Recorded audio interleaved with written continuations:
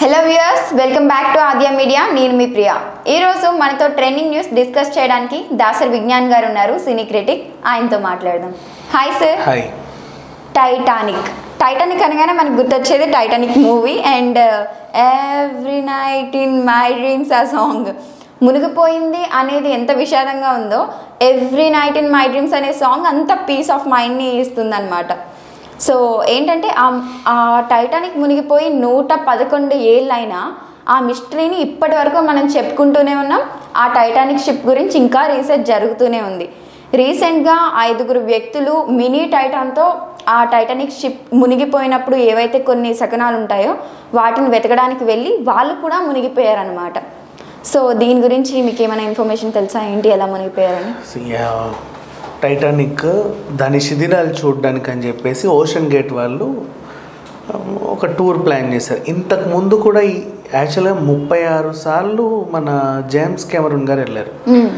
Titanic movie ఎవరైతే తీశారో ఆ director, ఆయన ఆల్రెడీ 36 సార్లు ఆ టూర్ చేశారు కూడా. ఓకే.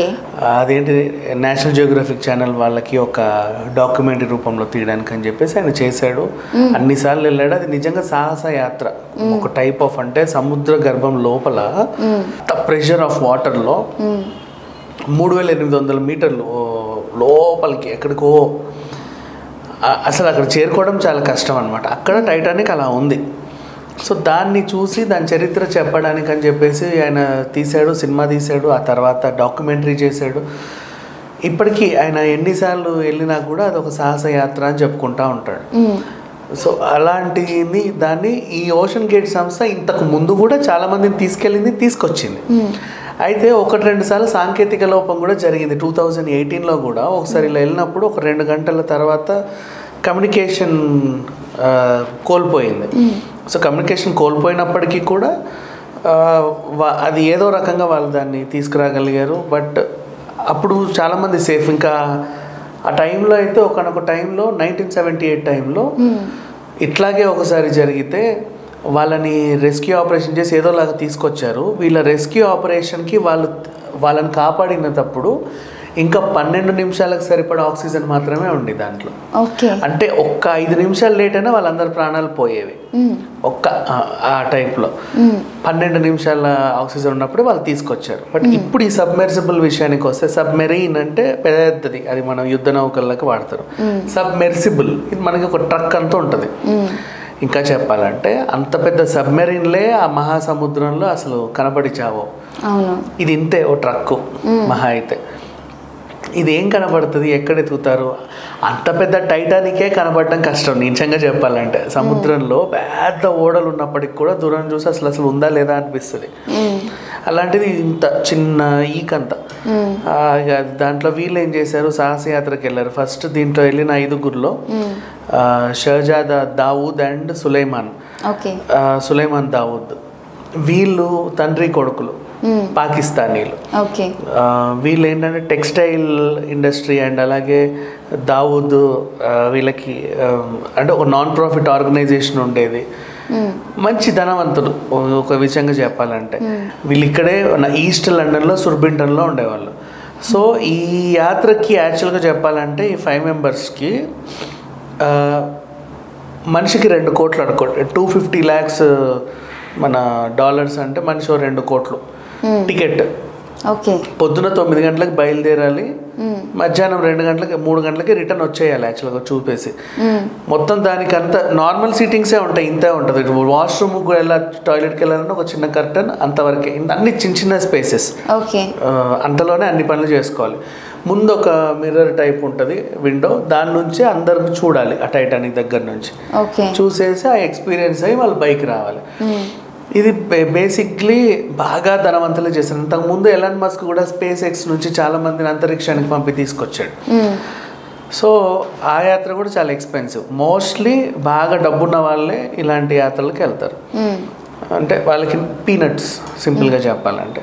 సో అట్లా ఈ విధంగా వెళ్ళినప్పుడు దీంట్లో వీళ్ళిద్దరు, ఒక కింగ్ కొడుకు అనుకోండి సింపుల్గా చెప్పాలంటే, వాళ్ళిద్దరు. And next stock and rush, ఈయన ఓషన్ గేట్ వ్యవస్థాపకుడు, అసలు ఈయననే దానికి హెడ్. సో ఈయనకి ఇంకా టికెట్ అవసరం లేదు. ఫర్ ఎగ్జాంపుల్ ఈయన కాకుండా మిగతా 4 టికెట్. ఈయన అందులో ఉన్నాడు. ఈయన ఇంతకుముందు కూడా ఇట్లాంటివి చాలా చేశాడు. అండ్ దీంట్లో ఎలన్ మస్క్ కూడా ఒక సంబంధం ఉంది. ఈ సాంకేతిక వ్యవస్థ దానికి ఇంటర్నెట్ ప్రొవైడ్ చేసింది ఎలన్ మస్క్ వాళ్ళే. మరి ఎవరిదైనా సరే సాంకేతిక లోపం ముందైతే దిగారు. ఒక 1 hour 45 minutesకే వీళ్ళకి కమ్యూనికేషన్ దెబ్బతినింది. వాళ్ళు ఎక్కడున్నారో తెలియదు, ఏమయ్యారో తెలియదు. దానికోసం కెనడా నుంచి ఎక్కడెక్కడి నుంచి న్యూయార్క్ నుంచి చాలా బృందాలు వచ్చి గాలిస్తా ఉన్నాయి. గత ఆదివారం వీళ్ళు తప్పిపోతే నిన్నటి వరకు మనం చూస్తూనే ఉన్నాం. తప్పిపోయినప్పుడు వీళ్ళ దాంట్లో 96 hours సరిపడా ఆక్సిజన్ మాత్రమే ఉంది. అంటే నిన్న సాయంత్రం 4:30 వరకు మాత్రమే సరిపోయే ఆక్సిజన్ ఉంది.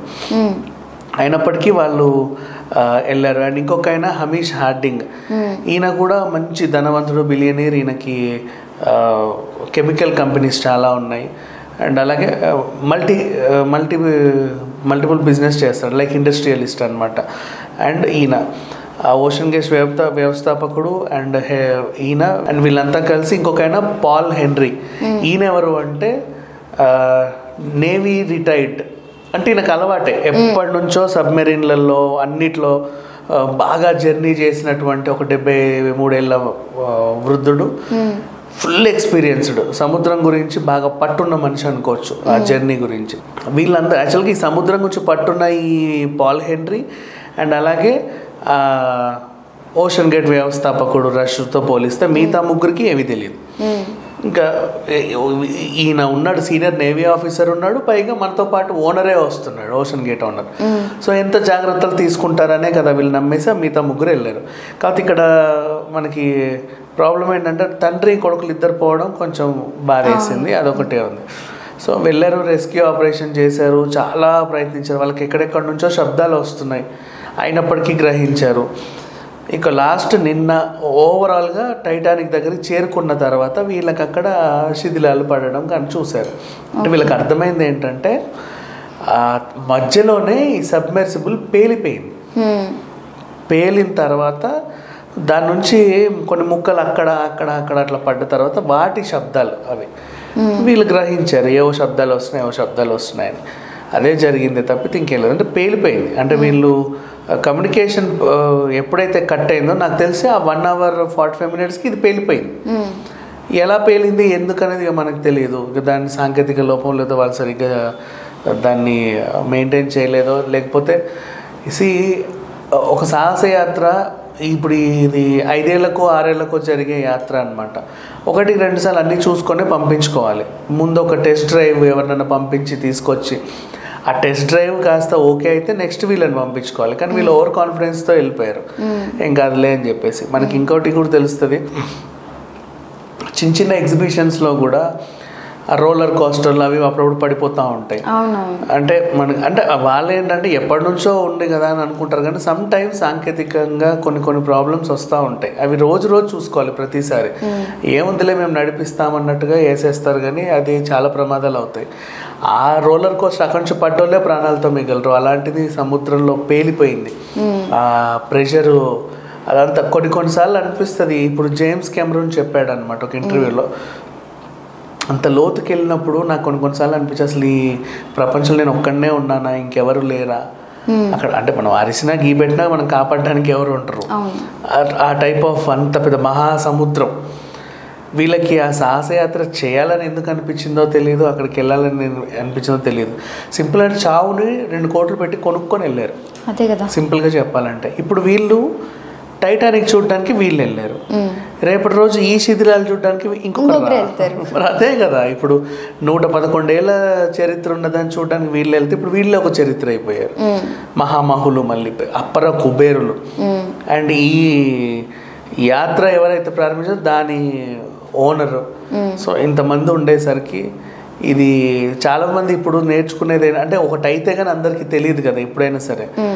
ఇది అయింది కాబట్టి మిగతా వాళ్ళు మనకి ఎందుకు ఇప్పుడు ఆ టైటానిక్ చూస్తూ వచ్చింది ఏంటి, చూడకపోతే వచ్చింది ఏంటి, అదా మునిగింది. 111 ఏళ్ళ తర్వాత ఏం సాధించాలి దాన్ని చూసి. అది మునిగింది, లోపల ఉంది, శిథిల వ్యవస్థకు వచ్చింది. సింపుల్గా చెప్పాలంటే ఇప్పుడు మనకి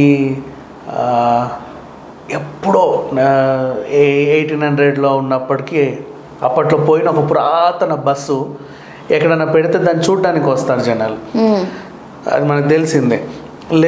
ఇప్పుడు దాదంటే మనకేమన్నా అనుకోవచ్చు సార్ ఇది ఎప్పటిదో బస్ అని. ఇంకా చెప్పాలంటే ఎన్టీఆర్ గారి ప్రచార రథం ఉంది చూసావా, ఆయన ఎన్నికల ప్రచారం చేసింది, అది ఇక్కడ ఉంది మన నాచారంలో. ఆయన రామకృష్ణ హార్టికల్చరల్ సినీ స్టూడియోస్లో పక్కన పెట్టారు. చాలా మంది దాని చూసి సరే భలే ఉంది అనుకుంటారు. అవన్నీ అంతే, అట్లా కొన్ని గుర్తులు అలా ఉండిపోతాయి. కానీ ఇది ఎక్కడో సముద్రంలో ఉండి, సముద్రంలో టైటానిక్ ఒకటే మునగల, కొన్ని వేల పెద్ద పెద్ద మహా నౌకలు మునిగిపోయాయి, పెద్ద పెద్ద కంటైనర్ షిప్లు మునిగిపోయాయి. అవన్నీ చూడాలనుకోవడం మూర్ఖత్వం యాక్చువల్లీ. దాన్ని చూస్తే వచ్చింది ఏంటో నాకు తెలియదు. పోనీ నువ్వేమన్నా దగ్గరుండి దాన్ని చూసి ముట్టుకొని అనుభవిస్తున్నావంటే అది లేదు. నువ్వు కూర్చున్న చోటికి అంత దూరంలో నీకు ఒక చిన్న మిర్రర్లో ఉండి లేనట్టు అలా కనబడతా ఉంటుంది. అది నువ్వు దాన్ని చూసి తృప్తి పొంది పైకి రావాలి. అది కూడా హార్డ్లీ 12, 8, 9 గంటల జర్నీ, దానికి కొన్ని కోట్లు ఖర్చు. అంటే జీవితంలో చెప్పుకోవడానికి ఒక గొప్ప విషయం ఉండన్న విషయమే తప్పితే దానివల్ల నాకు తెలిసి ఒరిగిందైతే ఏం లేదు. అదేంటో పాపం వీళ్ళని చూసి జాలిపడాలో తెలియట్లా, బాధపడాలో తెలియట్లా. కొన్నిసార్లు కోపం కూడా వస్తుంది, ఎందుకు వెళ్ళారు వీళ్ళు, ఇంత అవసరం ఏముంది అని చెప్పేసి. ఇప్పుడు ఇన్నాళ్ళు వాళ్ళు బిల్డ్ చేసుకున్న సామ్రాజ్యం కానివ్వండి, మహా కంపెనీలు, ఇవన్నీ కూడా వీళ్ళ చావుతో అయిపోయినట్టే కదా. ఇప్పుడు ఆ ఎంప్లాయీస్ అందరికీ అండ్ వీళ్ళ ఫ్యామిలీ మెంబర్స్కి వీళ్ళు లేరు అనే వార్త తెలియదు. నిన్నటి వరకు ఉండేవాళ్ళు, పొద్దున ఏదో టూర్కి వెళ్ళారు, రాత్రికి ఇలా అయిపోయింది. కొన్ని అంతే. అంటే ఇప్పుడు ఫర్ ఎగ్జాంపుల్ అన్ఎక్స్పెక్టెడ్ యాక్సిడెంట్స్ అనుకోండి, మొన్న ట్రైన్ యాక్సిడెంట్ అయినట్టుగా, అది తెలియదు మనకి అవుతుందని. ఫ్లైట్ కూలిపోయినా మనకు తెలియదు అవుతుందని. ఇది మనకు తెలుసు రిస్క్ అని, అయినా సరే వీళ్ళు పని కట్టుకున్నారు. వెళ్ళేటప్పుడు కూడా సంతకాలు తీసుకున్నారు వీళ్ళు, మీ ప్రాణాలకు ఏమన్నా అయితే మాకు సంబంధం లేదు అని. ఆ సంతకాలు పెట్టి, అంటే వాళ్ళు అలా తీసుకుంటున్నారు అంటే అది రిస్క్ అనే కదా అర్థం. అంటే 90% రిస్క్ ఉండి 10% మాత్రమే పాసిబిలిటీస్ ఉన్నటువంటి ఒక యాత్రని వీళ్ళు ఎంచుకొని వెళ్ళారు మోస్ట్లీ. అండ్ ఇదనే కాదు, ఇప్పుడు ఎవరెస్ట్ పర్వతం కూడా ఎక్కాలనుకునే వాళ్ళు ఉంటారు కదా, అది కూడా చాలా ప్రమాదమే యాక్చువల్లీ. అయినా సరే వెళ్తూ ఉంటారు, దాన్ని అధిరోహిస్తే వాళ్ళకి అదొక గొప్ప. ఇట్లా కొంతమంది ఉంటారు సాహసయాత్రికులు, బట్ సమ్ టైమ్స్ ఇట్లాంటి సిచ్యువేషన్స్ని కూడా ఫేస్ చేయాలి. అడిగా దాన్ని ఎవరు మాత్రం ఏం చేయలేరు. ఓవరాల్గా అయితే జరగాల్సిందైతే జరిగిపోయింది, బాధపడడం తప్ప దాంట్లో మనం ఇంకేం చేసేది లేదు. Thank you so much sir. Thank you. So చూసారు కదా, ఇది ఇవాళ ట్రెండింగ్ న్యూస్. మరిన్ని ఇంట్రెస్టింగ్ న్యూస్తో మళ్ళీ మీ ముందుంటుంది ఆద్య మీడియా.